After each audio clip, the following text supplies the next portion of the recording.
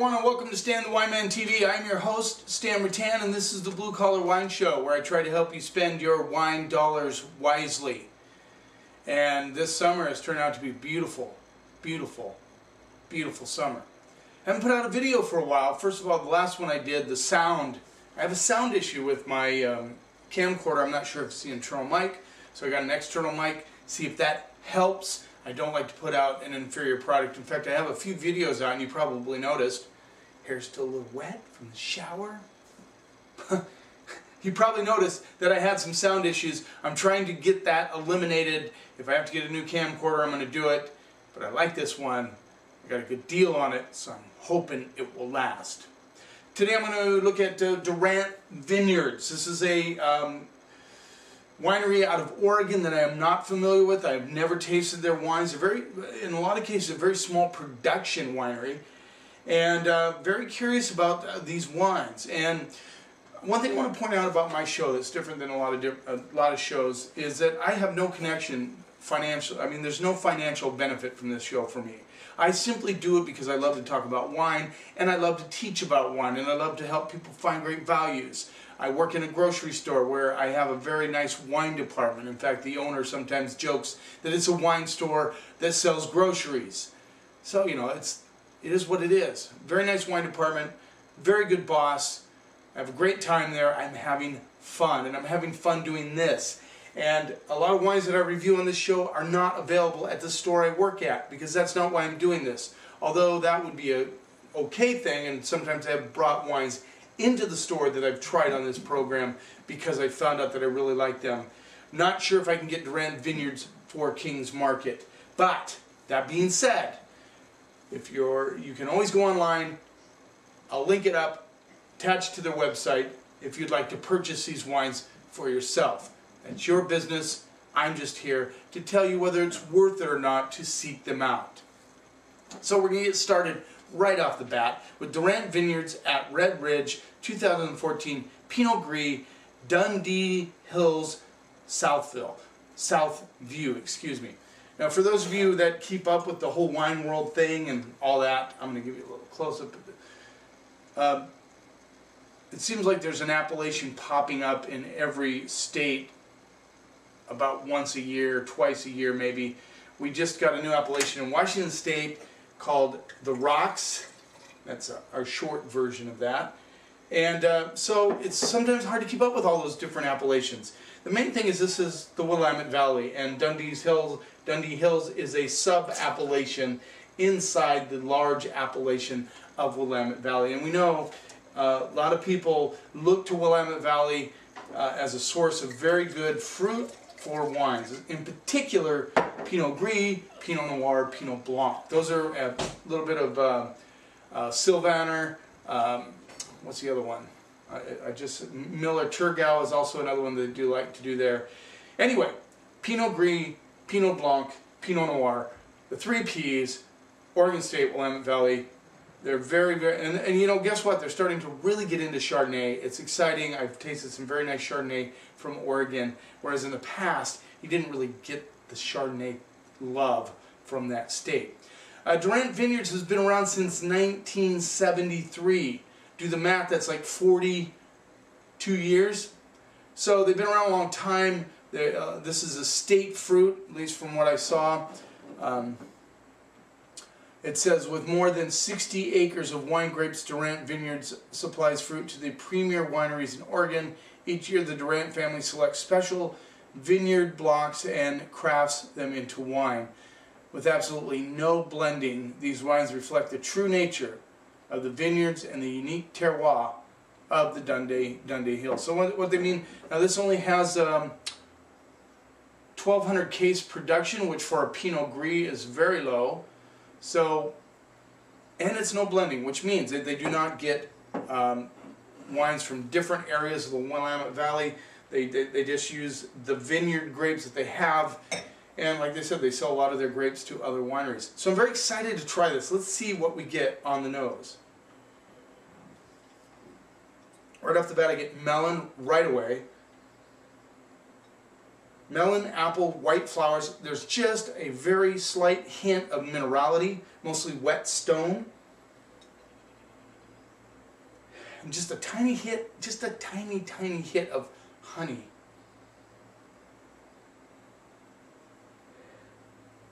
I get a little bit of watermelon rind, not the watermelon itself, just the rind part of the watermelon.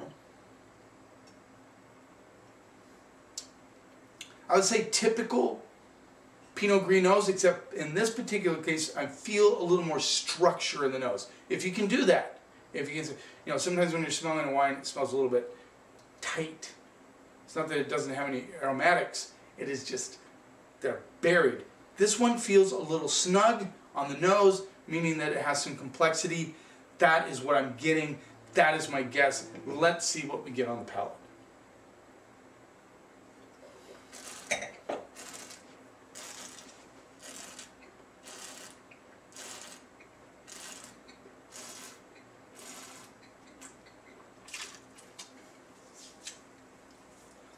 Did I mention the price? $18. That's on their website, 18 bucks. Right off the bat, I get really good pitted fruits like peaches, apricots, there's melon in there, there's orange blossom, there's a little touch of lemon, but not very much. It doesn't go the citrus, more like a Myers lemon, the juicy side of a lemon, the sweet side of a lemon. The apples come through.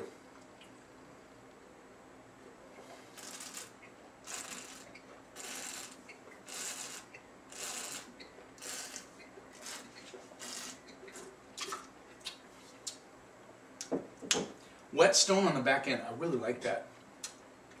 Has just a hint of, it's not bitter, but it almost goes there, which is interesting, kind of like the peach skin, apple skin coming through, but it's not off-putting by any stretch.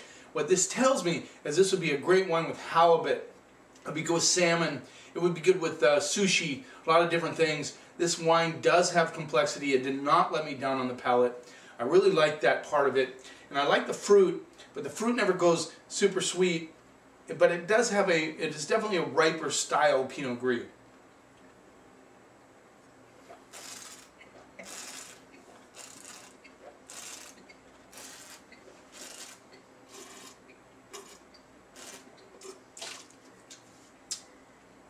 Yeah, that apple, kind of apple skin thing really comes through on the backside. Maybe just a little bit of Asian pear. I say Asian pear because it's a lighter style pear. And, you know, I really like this Pinot Gris. I'm not a big Pinot Grigio guy, as you know, but I have stumbled across some that I really like. This is one of them. I think this is a great Pinot Gris. The flavors just keep lingering and lingering. And you get that, like I said, those pitted fruits are just lingering on the backside. A lot of orange blossom coming through. I like it. Very nice job, really. 18 bucks.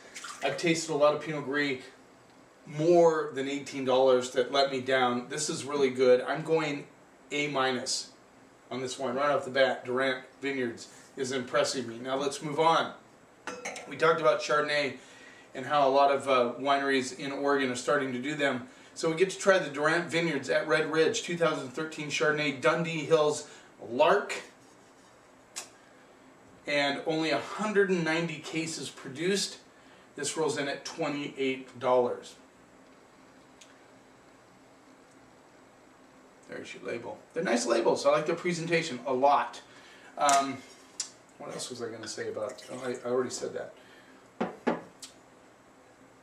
So how many of you have been to Oregon? Have you checked it out? It's certainly become a great wine country. They beat out Burgundy in the challenge in '76. They had a competition put on by a guy that owned a wine shop there. If you've seen the movie, is it Bottle Shock?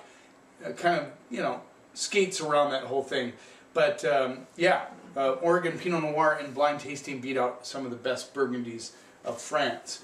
So Oregon got on the map as a great wine producing country, and really the cool thing about Oregon is they kind of stick to what works in that state. Unlike Washington, not unlike, that's a bad segue. Washington State, great diversity, can do a lot of different grapes. Oregon, not so much. They stick to what they know. They stick to what they can do. They don't experiment a whole lot. They have done some Syrah and some other things, but they stick mainly to those three Ps, Pinot Gris, Pinot Blanc, Pinot Noir, And of course, like I said, Miller Thurgau, a couple other abstract wines that maybe you haven't tried. You should probably try. If you like sweet wines, Miller Thurgau is really a cool wine to try. So, this is a Chardonnay, 2013, $28. Immediately, buttered popcorn on the nose. Immediately. That's the first thing that hit me. A little bit of pear. Almost like buttered popcorn, and the popcorn was just slightly overcooked. Not a lot. Not burnt. Just slightly overcooked.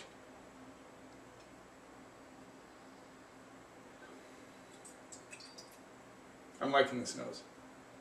A little perfume, getting a little perfume like vanilla-esque thing coming through.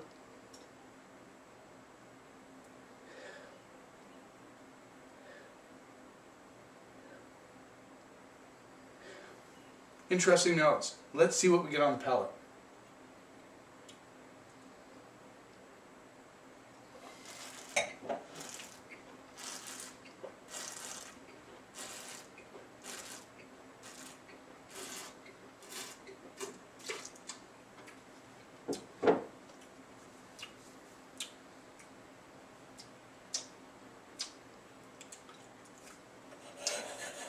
This wine is a little disjointed.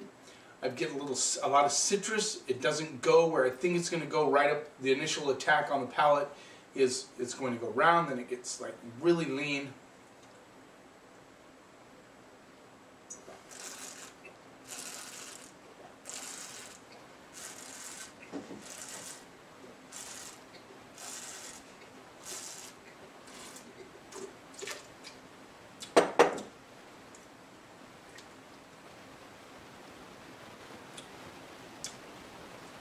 I'm going to pass on this. I think it's slightly corked. I just barely get it on the back end, but I really hate to grade a wine when I get a little bit of corkage on it. It's not fair. I'm not sure if this is the style that they want. I'm not sure if the taint from the cork affected that overall body of the wine. So I'm going to pass on it. I mean, I'm very sensitive to cork. I don't know why. I don't know what the deal is, but it just hits me right away. I did not get it on the nose at all. But it could have been that burnt, you know, that slightly overcooked popcorn, but I didn't get any wet cardboard. Corked wines, it's the mold that gets on the cork kind of affects the wine, and you know, sometimes you get it right away on the nose. It can come in many different forms. Could be that overcooked popcorn side. I'm getting more of that now.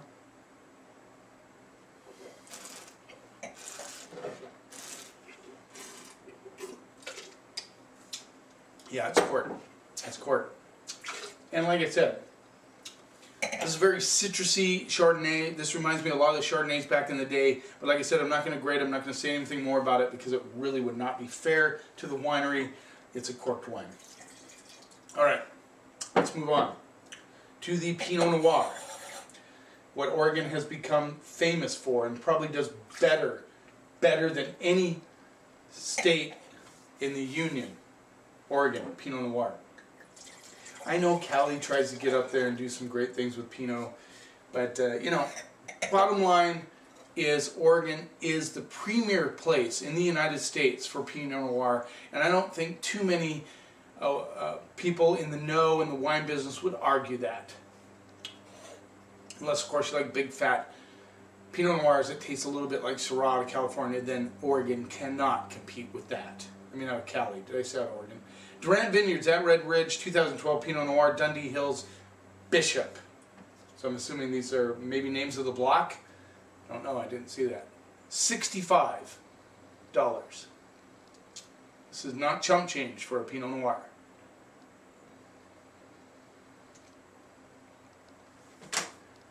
Only 204 cases produced. So I feel honored to be tasting this wine.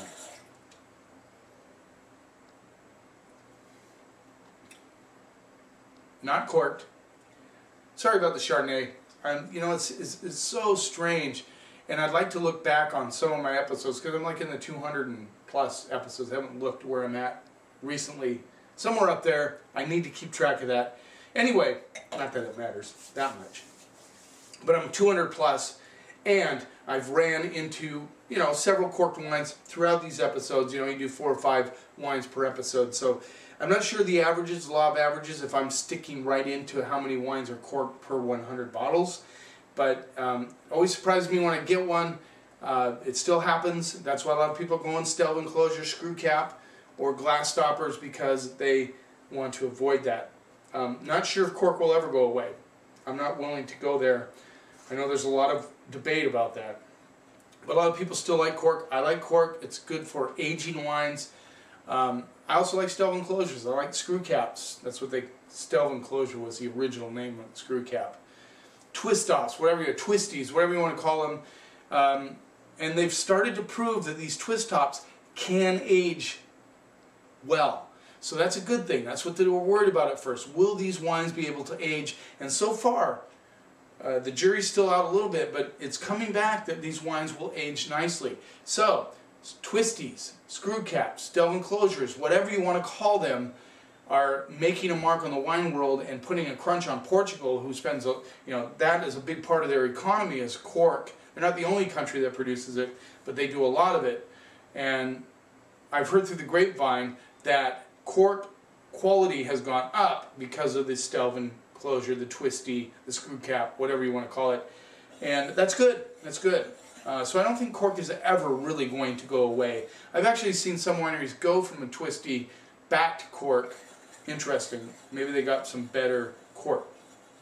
So let's see what we get on the nose. You notice I smelled it, got sidetracked, but the reason I did is because I was really impressed with the nose. So let's see what we get. Immediately I get Earl Grey black tea, get some Asian spice, get dark cherries. I get a little bit of sarsaparilla, root beer, a little bit of bark, not beauty bark. Doesn't have that kind of, you know, that real pungent bark smell, just like older bark coming through. I'm getting some violet, some rose petal. This is a very, what we'd call, when I smell a wine like this, I think of deep. Deep. I think there's a lot of personality to this nose.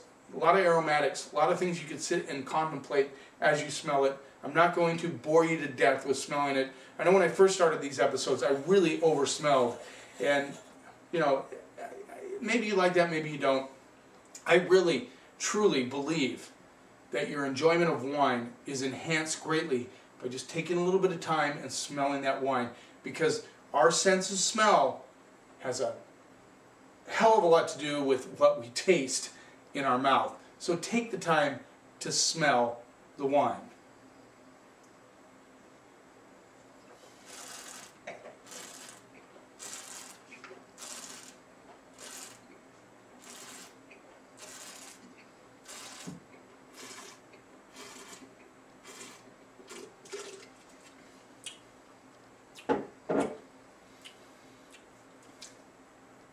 Wow. Wow.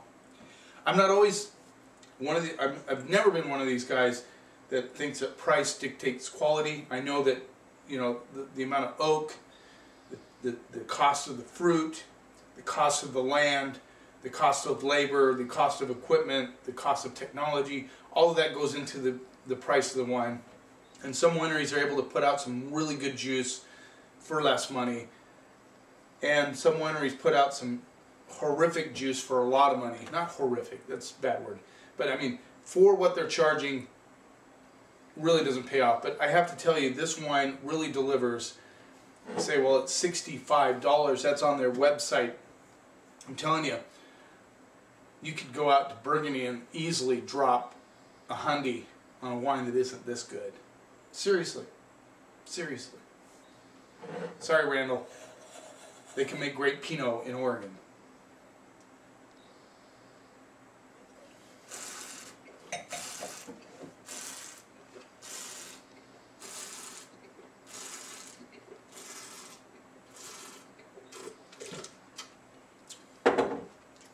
So this Pinot has great weight in the mouth, but at the same time good acidity. So it has this great quality fruit, good dark cherries, a little bit of a strawberry element, just barely, but the dark cherries are tremendous. The black tea is really coming through.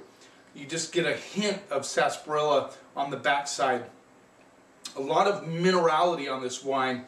It's kind of hidden in the fruit, but it's there. There's definitely minerals. There's definitely some earthy components on this wine.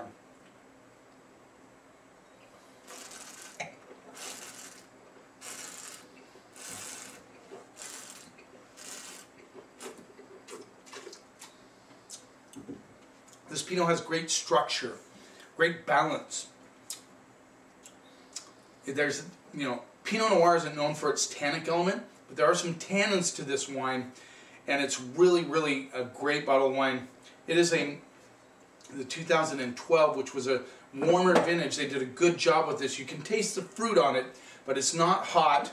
I'm real curious what the alcohol content is. 14.2, not terrible. I don't get a heat on this, maybe a little bit on the backside.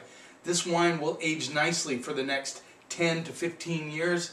It's drinking really good right now. That earthy component really hangs on the backside with those dark cherries. I really like this wine. I'm going to go A. I'm going to go A. I think it's an A wine. I think it's an A Pinot Noir. I think it's worth every bit of $65. They did an excellent job. Dundee Hills. I'd like to get a bottle of their Chardonnay and try it again. Not corked. I'm going to work on that. And then maybe we can review it all by itself. There you go. Thanks for watching. I really appreciate it. And, if you'd like to make comments and suggestions, I did get a few suggestions from Mike Burns. I'll mention those on the next episode. So I'm excited that he's doing that. Thank you, Mike, for doing that. You're setting an example for all my friends.